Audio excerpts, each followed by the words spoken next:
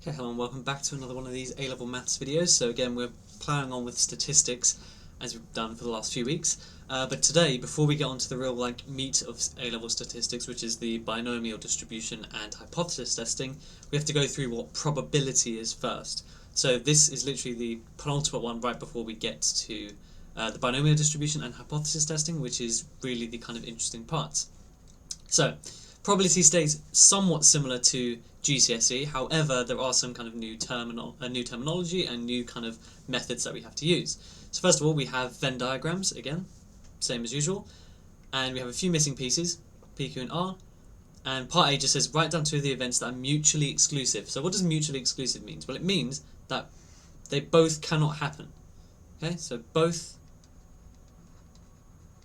cannot be true. Okay. So both events can't happen simultaneously. Okay. So for example, when you flip a coin, right, you can get heads or you can get tails, but you can't get heads and tails, right? So you can only get one or the other. So that is what they mean by it. So in this case, what would that mean on a Venn diagram? Well, it means that there'd be no overlap. So the only two events that don't have an overlap are A and C. So for part A, the answer is just A and C. Part B, it says events A and B are independent. The probability of C is 0.3, and therefore we should be able to work out absolutely all of the unknowns. So when we say something's independent, it means that probability of A times probability of B should equal the probability of A and B. Okay. But in terms of what it means in kind of plain English, it just means that the probability of one thing happening doesn't affect the probability of another thing happening. So let's give some examples. So two events that are kind of independent is, let's say I flip a coin and also roll a dice. Those events are independent because it doesn't matter if I get heads or tails on the coin, it won't affect what I get on the dice. Now events that might be not independent are things like the probability I take an umbrella with me to work, right? That's dependent on whether or not it's going to rain, so the probability of rain. So that's kind of the two main examples that you can give. So, how's this going to work for this question? Well, we need to find P, Q, and R, and what we're going to do is use the fact that probability of A times the probability of B is equal to probability of A and B. So if we read that off, the probability of A is both of these probabilities added together. So 0.25 plus 0.15, which is 0.4. So 0.4 times the probability of B equals the probability of A and B, which is 0.15. Again, just looking at the Venn diagram, which means the probability of B is just 0.15 over 0.4. And then again, we can just use a calculator to quickly work out what that would be. So 0.15 divided by 0.4 gives me a value of 3/8, or 0.375. Now this is the probability that B happens. So what that looks like on the Venn diagram is it's all of these probabilities added together, right? This is the probability that B happens at all. Okay? So that is equal to 0.15 plus 0.1 plus P. So in other words, P is just going to equal 0.375, and we're going to subtract the other two parts. So 0.15 and 0.1, and that gives me the value of 0.125. Okay, so we've got P. That's pretty good. Okay, so I'm just going to mark that off as a tick.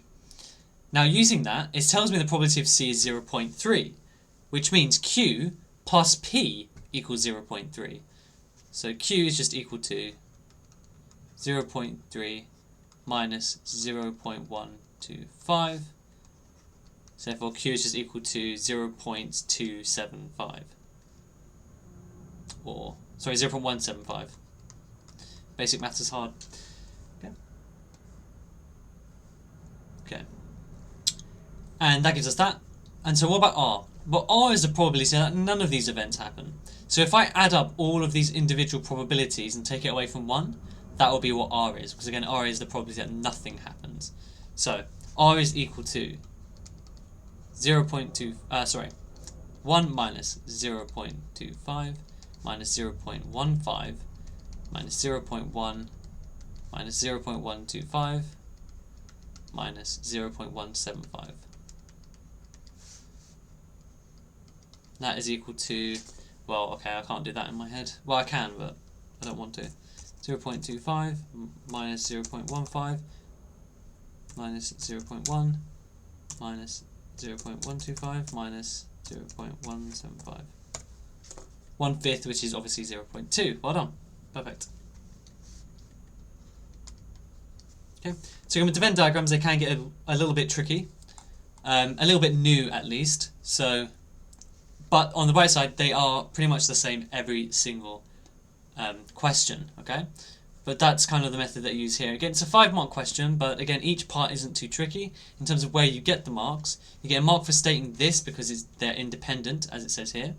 You get a mark for working out the probability of B, a mark for working out P, Q, and R. Okay, so fairly easy to count the marks in these questions. Next question, again, it's another Venn diagram, but it does look different. Does look a bit different. So we have 2 that overlap and 1 that's just off by itself. So write down 2 of the events that are mutually exclusive. So again, the word mutually exclusive, or the term mutually exclusive, it just means that they both cannot happen at the same time. So the example I used was, if I flip a coin, I can get heads or tails, but I can't have both. I can't have the probability of I can't get heads and tails at the same time, right? So in this case, heads and tails would be mutually exclusive events. So what that looks like on the Venn diagram, so just for the people that have just joined the live stream, is there will be no overlap between them. Okay, so in this case, it could be B and C or A and C, because again, there's no overlap. And you only need to pick one pair. Okay. For part B, again, we have a similar question to the initial part here, but we have to find out what these missing values are. So probability of A is 0.4. So A being 0.4 means that every number inside this circle should add up to 0.4. So P is just going to equal 0.4 minus 0.2, which is, well, actually I'll write it down here, 0.2. Okay? Now, for the value of Q, so it tells us that they're mutually exclusive. We can also work out what R is later on, but the probability of A or B is 0.7. So what that means is every value inside both of these circles added up should add up to 0.7. So in this case, Q is going to equal 0.7 minus P and minus A, which is 0.2.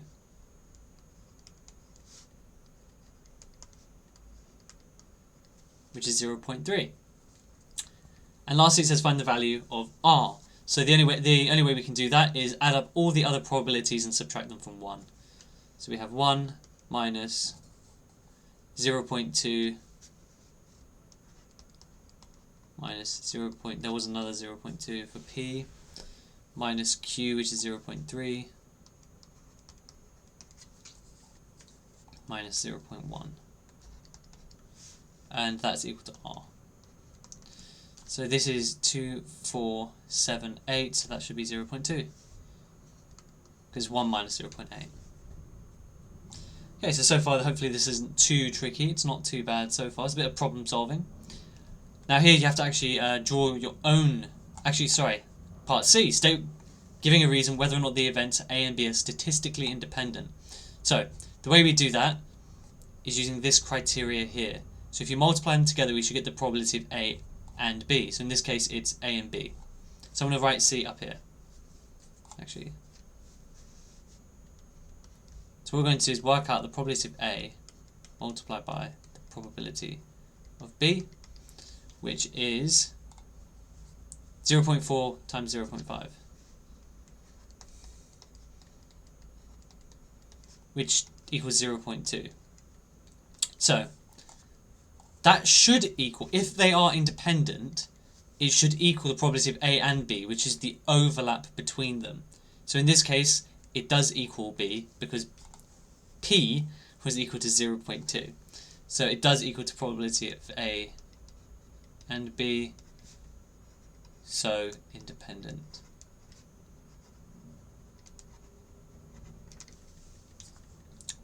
Hopefully that's nice and easy. So now we have to actually draw our own Venn diagrams, and to be honest, it's not the most tricky thing to do, but people do tend to make mistakes with them.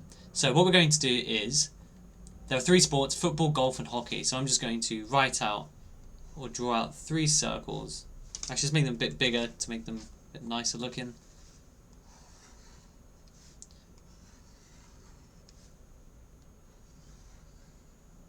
I'm going to call them football, golf and hockey. And then what we like to do, what we have to do really, is we start from the middle and we work our way out. So what I mean by that is we're going to start with all 3 sports being liked. So here that would be 5 people, so we put 5 right in the middle. And then what I like to do is tick off as I go along. Now 8 people watch football and golf. So in this region here, there should be 8 people.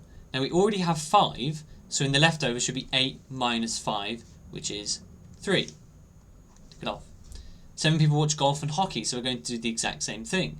Here, in this region here, there should be 7 people. Currently there's 5, so we need to add 2 more. And lastly, football and hockey, there's 9, so we should just put 4 in here. So can you see we're starting from the middle, working our way out. Now it says 31 people watch football. So in this whole circle, there should be 31 people. So you have to include the overlap ones. So that's minus 3, minus 5, minus 4, because that's all these values are already taken. Gives me 19. And again, tick it off. 13 people watch golf, so 3, 8, that'd be 10, so there should be 3 people in the golf section. And lastly, tick it off, 17 watch hockey, so 4 plus 5 is 9, that's 11, so there should be 6 people in the hockey only part. Okay, and then what people do is, okay, maybe they'll draw the box, but you do need to draw the box, and they'll leave it as that. This would be the wrong answer. You would drop a mark. Why? Because we need to verify if all of these numbers add up to 50. If they don't, the leftover needs to go outside the box. Outside the circles. So what we're going to do is literally do 5 plus 3 plus 4 plus 2 plus 6 plus 19 plus 3. That gives me 42, which means 8 people, because again 50 minus 42 is 8. 8 people should be outside all the circles. So a lot of people drop that mark. They also drop another mark when they don't draw the box. There has to be a box in a Venn diagram. Okay?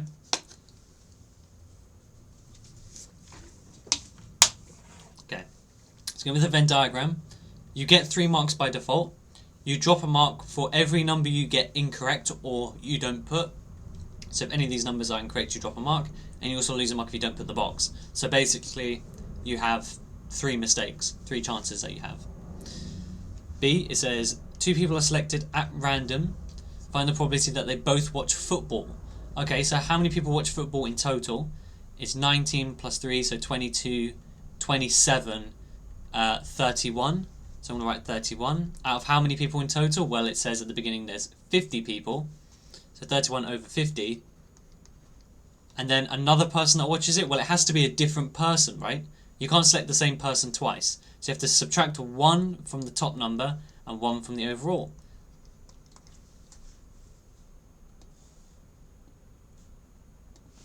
So 31 over 50.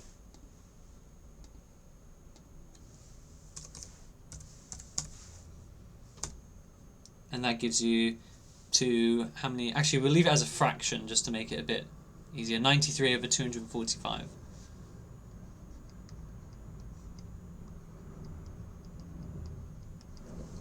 Like that. Okay. So, for the events A and B, the probability of A is 0.6, probability of B is 0.5, probability of neither A or B is 0.1. Okay. and it says find the probability of A and B. Well, if it's neither A or B, right, then 1 minus that is 0.9, and it will give you the probability of A and B. Okay? So now all you have to do is do... So again, there's two ways to look at it. You can either just do 1 minus that, or if you add these probabilities together and then subtract 0.9, that will give you what you're looking for. Because remember, this is neither A or B, so this is everything outside the Venn diagram. And we have both things inside the Venn diagram, but we want the overlap in particular. So the probability of A and B is just going to be 0.6 plus 0.5 and then minus the 0.9, which would give you 0.2. That's for A. For B, we're just drawing a Venn diagram for this information. So again, all we need is 2 circles, one for A and one for B. And once you see this, it should hopefully make a bit more sense as what the original is. If you're unsure, you can always draw the Venn diagram first. So A and B is the bit in the middle, so 0.2. Now, if the probability of A is 0.6, then everything inside this circle should be 0.6, but we already have 0.2, so it's 0.4. And using the same logic, this would be 0.3. Okay. So again, this neither A or B has to be outside both circles 0.1, which is why we did this calculation here. And then lastly, for part C, it says determine whether A and B are independent. So, if you want to work out if they're independent, you do the probability of A multiplied by the probability of B, which is 0.6 times 0.5, which is 0.3. Now, 0.3 does not equal the probability of A and B, which is 0.2. Therefore, they are not independent. So in some way or another, they do depend on each other. So the probability of one, so if one event happens, it affects the probability of the other event happening. Okay, so again, if it's raining outside, it will affect the probability that I'll bring an umbrella or a coat with me. Okay.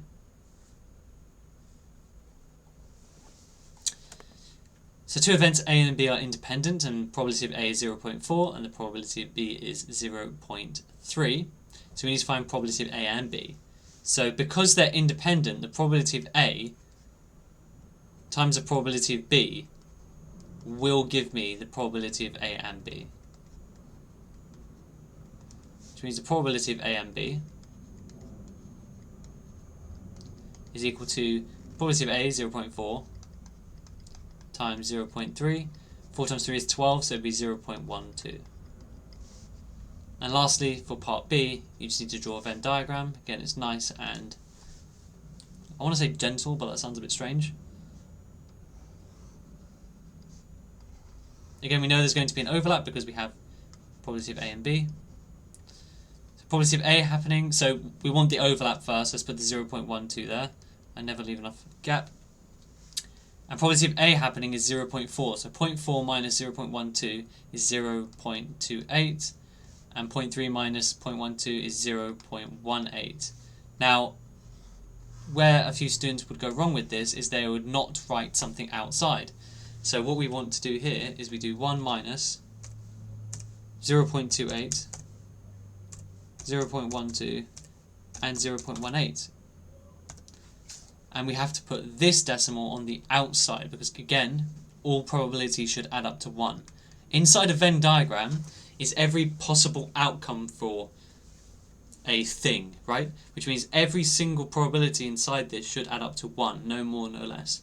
So if you're ever unsure, add up your values. If it doesn't add up to 1, there's a mistake somewhere, or you've forgotten to put the thing outside the 2 circles. But just be really, really conscious of that.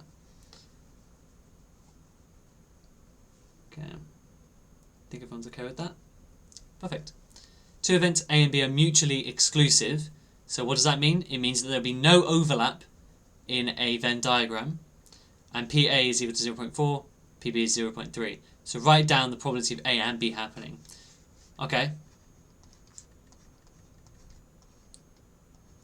So how do we work this out? Well, we multiply them, right? No. Mutually exclusive means it is literally impossible for both things to happen. Okay? So A and B cannot both happen.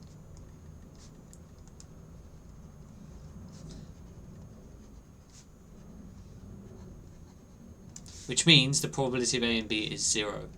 The other way you can think of it is the A and B part of the Venn diagram is the overlap between A and B. If they're mutually exclusive, they shouldn't overlap, which means the probability should be 0. So again, what we're going to draw here is two completely separate circles. Don't even make them touch. Probability of A is just going to be 0.4. Probability of B is 0.3. And again, if you add those together, you get 0.7, which is not 1. So the bit on the outside needs to be 0.3. Be really careful and conscious of that.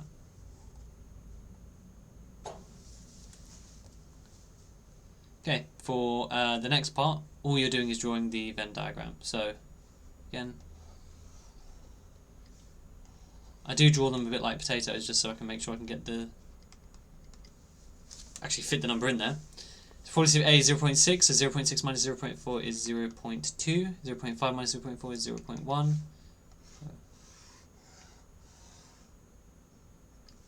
0.2 plus 0.4 is 0.6, plus 0.1 is 0.7, so outside should be 0.3. 1 minus 0.7.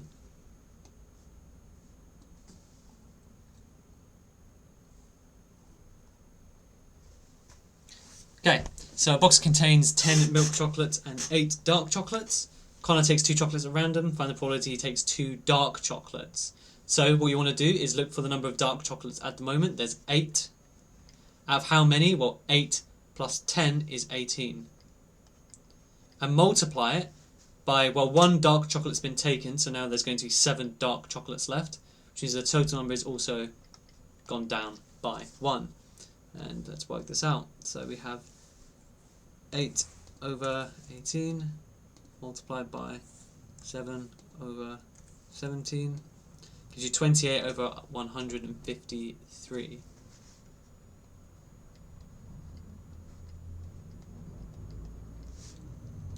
So that's fine, but the second one is slightly more tricky. So 1 milk chocolate and 1 dark chocolate.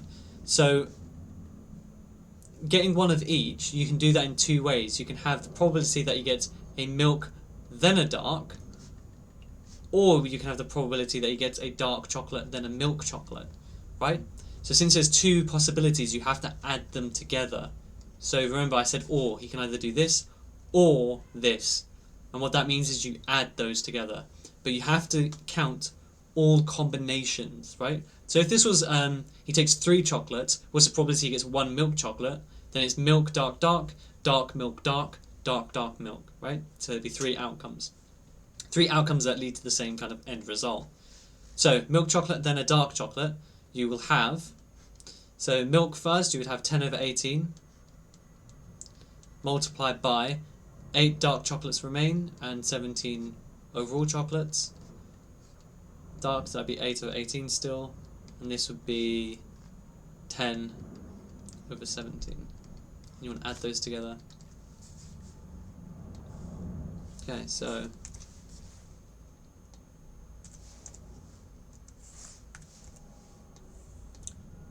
whoops, times 8 over 17.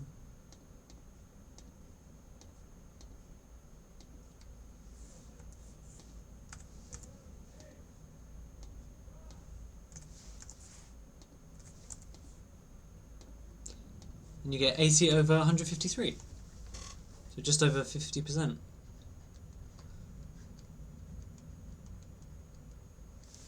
That would be it. But again, it's very easy to make mistakes on this because you don't take into account all the combinations or something like that. Okay. Likewise, we have a bag containing 10 blue counters, 8 red and 6 green counters. 2 counters are to be removed from the bag at random. Find the probability that the 2 counters removed are both red. Well, that's fairly okay. So probability of getting 1 red, so there's 8 reds. Out of 10 plus 8 is 18. Plus another 6 would be 24. Multiplied by, well, there's 1 fewer red counters and 1 fewer counters overall.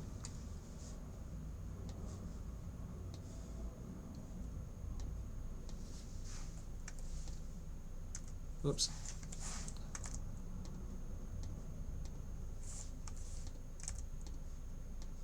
(7/69). Now part B is where it gets ever so slightly interesting. So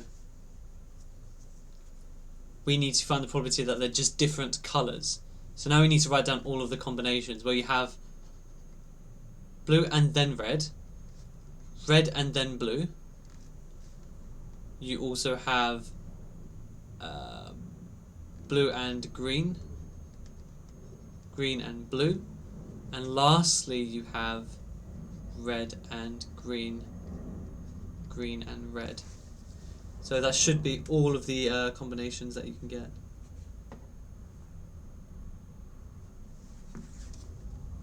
Okay, let me just double check that. So you can get blue red, red blue, blue green, green blue, red green, green red. Yeah, and that's every single one. So one way to work out like the number of combinations you can have is if you take the number of possibilities, right, and you want to take it as a factorial. So what you're basically doing is you have 3 things you're combining factorial, which is the same as doing 3 times 2 times 1. So there's 6 combinations. We have 6 combinations here. Okay. If there was 4 different counters, then you'd have 4 times 3 times 2 times 1, right? And then so on and so forth. If you only had 2 things, like in the beginning, you have 2 times 1, which is why we only had 2 combinations. Anyways, let's do it. So to get a blue-red, let's probably add that one first. Blue-red would be 10/24 times 8/23 plus red-blue. This is going to be extremely tedious. 8/24 times 10/23 plus blue-green. Again, some of these are going to be exactly the same, right? Which is completely fine.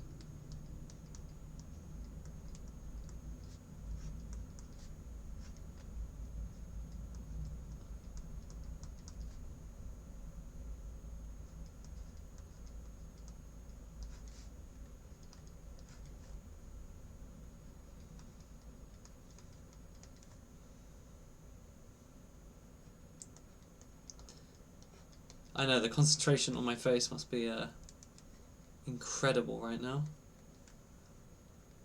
Because it's easy to make mistakes, especially when you're a bit tired after work. Well, I could do this on my calculator that I have in my hand, which might be easier, because then I won't, it won't take as long. So give me 2 seconds, I'll just type it in. So 10/24 times 8/23 plus 8/24 times 10/23 plus 10/24, 6/23 plus 6/24 times 10/23, 8/24 times 6/23, and lastly 6/24. Okay, hit equals, and you should get 47/69. It's a lot of work for 2 marks. Hell of a lot of work. But it's what it is. Okay.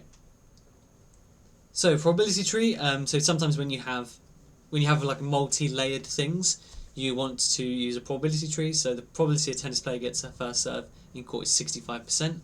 So you can call it whatever you really like. So I'm going to say first serve. And I'm just going to call it in and out, just because I know that in tennis it's like inside the box or outside the box for it to be counted. But you could just say gets and doesn't get, or whatever you want. It doesn't make a difference. Probability that she gets this is 65%. And remember that they need to add up to 100 or 1. So actually, instead of a percentage, I'm going to write it as a decimal, because we don't really calculate with percentages anymore. So then that must be 0.35, because again, across branches, they should add up to 1. And if she gets her first serve in the court, don't know why I said it so weird, so another one, then it's win and lose. Probability that she wins is going to be 0.81, which means that would be 0.19. So as we're getting a second serve in the court. Okay, second serve in the court. So if it's out on the first one, chance that she gets it in versus out on the second one. Chance of getting it will be 84%, so that's 0.84, which means this would be 0.16. And if she gets the second serve in the court, then the probability of winning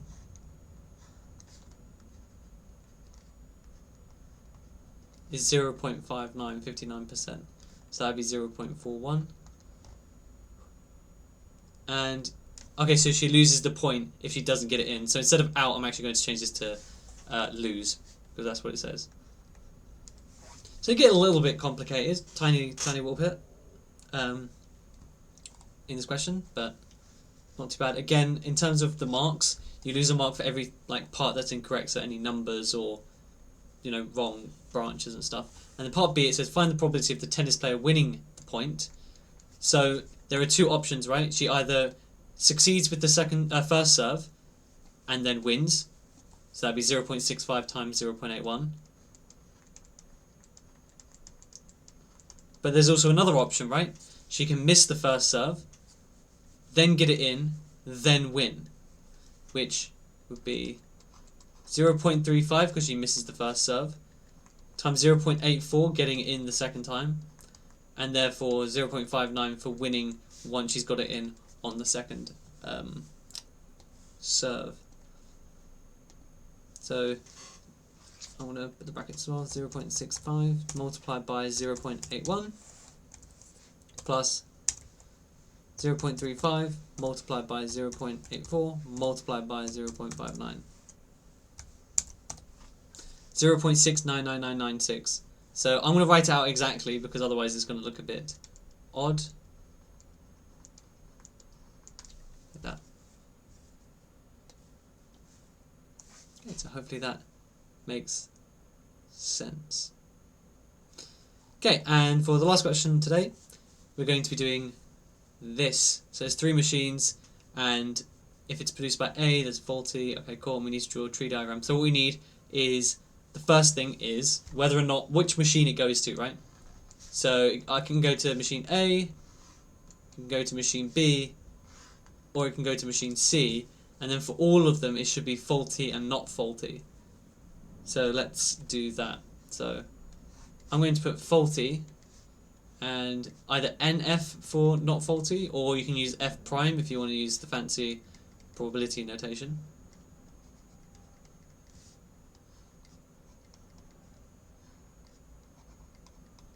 Okay, so what's the chance it gets produced by A? 40%. 35 for B and 25 for C.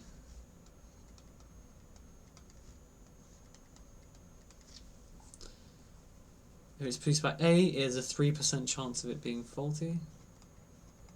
So that'd be 0.97. 2% for B.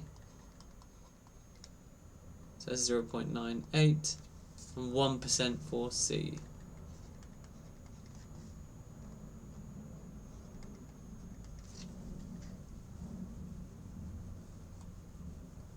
Okay. That's it for part A.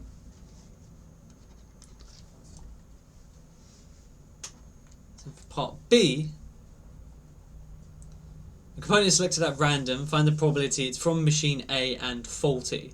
So this would be 0.4 times 0.03, which is going to be a very, very small number. Sorry, 0.03. So 0.4 multiplied by 0.03. 3 over 250. I'm going to leave it as a fraction. Actually, 0.12 works. Part C, that it's faulty. Great. So there are three ways, right? It's A and faulty, B and faulty, C and faulty. However, we've already worked out A and faulty as 0.012, so that gives us one fewer things to work out. But then we want B and faulty, which is 0.35 times 0.02 plus 0.25 times 0.01. So that should just be 0.07, right, and then 0.025, and add that together. Okay, let me add that together. Or I'll just do the whole thing, it's fine.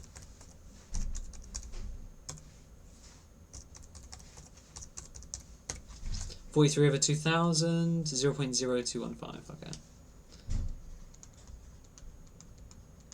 Okay.